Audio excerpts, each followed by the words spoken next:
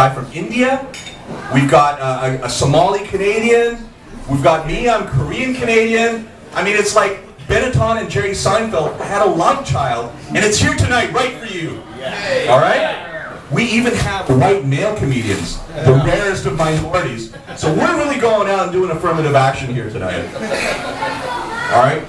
I mean, I'm talking, we got everybody. I'm happy to see a lot of Taiwanese people here. Any Taiwanese people here tonight? Here! What, too soon? Look, man, you know, I mean, all I'm saying is I'm glad I'm not Filipino now, all right, here in Taiwan. You know, but racism has its good parts, you know. Like, racism can work two ways. Like, I'm Korean, all right? I'm actually Canadian, because, you know, I sound white, obviously. But I'm Korean, but it's way better to be Korean in Taiwan than it is to be Canadian. And I'm sorry, my Canadian brothers and sisters here. Because Taiwanese people go, oh, you Koreans, you dress well, you can sing, you can dance, you're so fashionable. I mean, it's like being black back home. I mean, it's awesome. But anyway, thank you very much for coming out. Thank you very much for sitting here, and make sure you drink a lot. And I just want to say that there's not going to be any racial comedy here, because we love people of all colors. We love everyone. Okay, and so we've got, I mean, I'm not a racist. Do I look like a racist? I mean, I have racist friends. How can I be racist? There's no way I could be racist. I mean, I may sound white.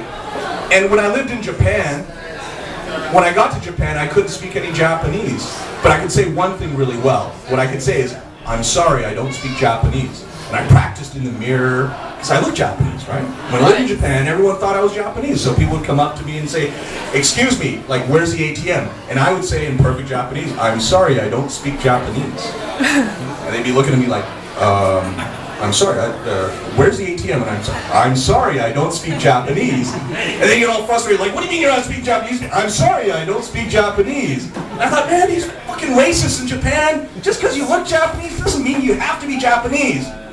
And then I thought, man, if you were back in the United States or in Canada, and you saw a white guy walking down the street, and you walked up to him and you said, excuse me, do you know where the ATM is?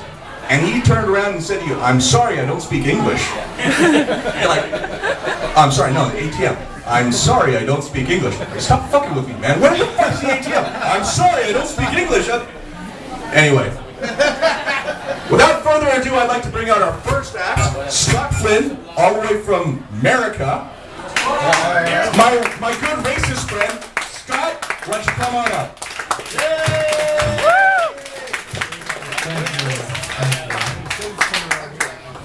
I want to get on stage here because I'm short.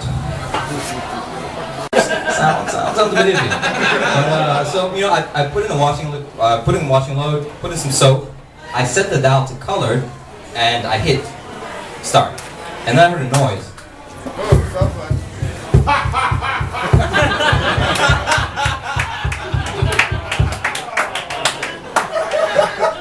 Turns out the machine was defective. I set the dial to colored, not Native American. Oh shit! Wow! Dumb and racist. Bad combination for a company, guys. Stay away from them. Guys, I'm sorry I failed to introduce myself. My name is Malik, and I am from Somalia. Well, originally. Both my parents are Somali, which, you know, it's great, but unfortunately it also makes me a second-generation pirate. You guys are familiar with the Pirates of the Caribbean, right? I'm a bit like the character that's played by Orlando Bloom, in that I don't really want to be a pirate, but I just can't suppress that pirate nature. I was just in Beijing last week, and everybody there confused me for a local, because all my sentences would end in R.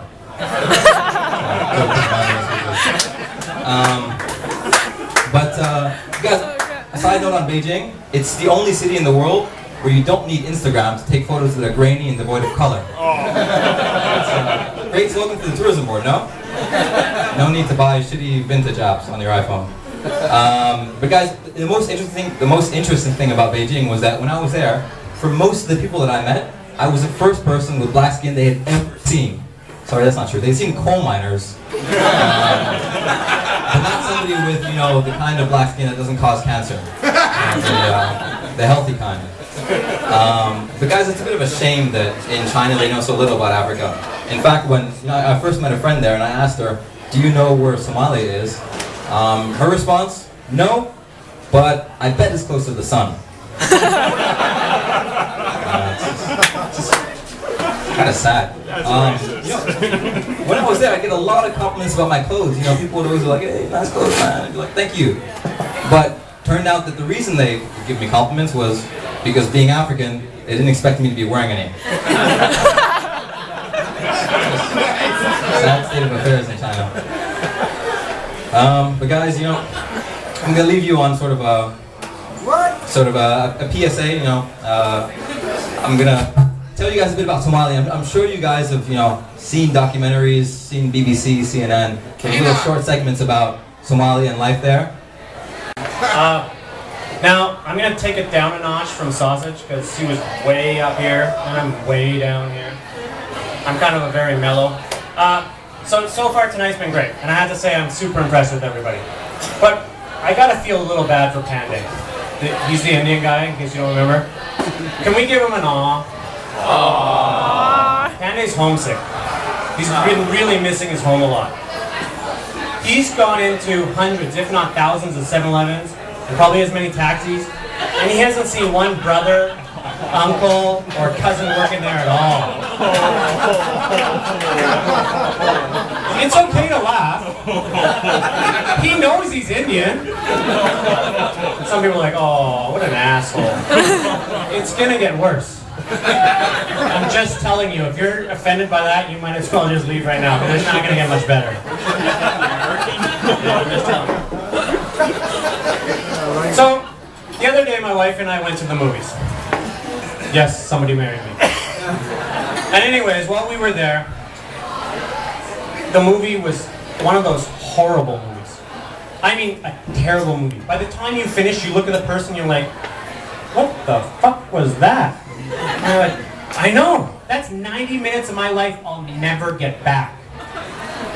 So you leave that movie, you get in the car, you get on your phone, you call everybody you know, and you say, "You gotta see this movie. It's awesome." You don't want to be that only sucker that spent 250 NT on that movie, right? Which reminds me, you guys gotta see Oz, the Great and the Powerful. It's fantastic. So I love seeing movies in Taiwan. Taiwan's a great place. I mean, it's the only place I know that would pass laws involving movie theaters. Have you guys heard about these? They've recently passed 2 new laws. Number 1, everyone has the right to take outside food and drinks into the movie theater. Which is great if you want to have a beer or 10. Right. The second law, even though everybody has the right to take outside food and drink into the movie theater, you cannot take stinky tofu. I could have kissed those lawmakers on that one. By a round of applause, how many people have gone to see the movies, or any movie in the last month? Anybody? Yeah? Fantastic. Have you guys seen any of the previews, which is like a public service announcement? Anybody watch those? Yeah. Did you see the one where it's about the MRT and all how nice Taiwanese people are? The Taiwanese people are helping a mentally handicapped Taiwanese guy off the MRT. I love that. Fantastic, right? Right? Great. The next scene, Taiwanese people are helping a foreigner off the MRT. I'm not talking a little boy, an old man. I'm not talking a mentally handicapped foreigner. I'm talking a 30-something foreigner off the MRT. Which proves what I've always suspected all along. Taiwanese people really do think we are all retarded. Don't get me wrong. I've met a lot of foreigners in Taiwan, so I don't really fault the Taiwanese people on this one. Because a lot of you seem to be actually retarded. Good one. Thank you. You're welcome. Steve, you are. Now, don't you hate it when you really want to love something but you can't? Like, you really want it to be great, but it turns out to be shit. Like Oz the Great and the Powerful. Maybe a cell phone that you spent your whole paycheck on. Or my first marriage.